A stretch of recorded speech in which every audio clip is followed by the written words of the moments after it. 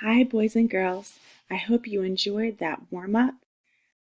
Before we get started, I just want you to think back very quickly. We talk about this a lot in class, the benefit of warming up. So I want you to just take 1 minute to think really hard about why it is so important to warm our bodies up. So I'm going to give you just a minute to think about it, and then we'll go ahead and we'll say it together at once.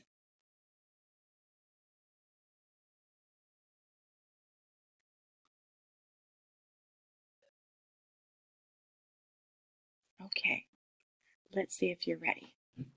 So, the purpose to warm our bodies up before we start our physical activity is so that we can get our heart pumping that blood throughout our body, and so that loosens up our muscles. So our muscles are ready to go and nice and loose so we don't get hurt.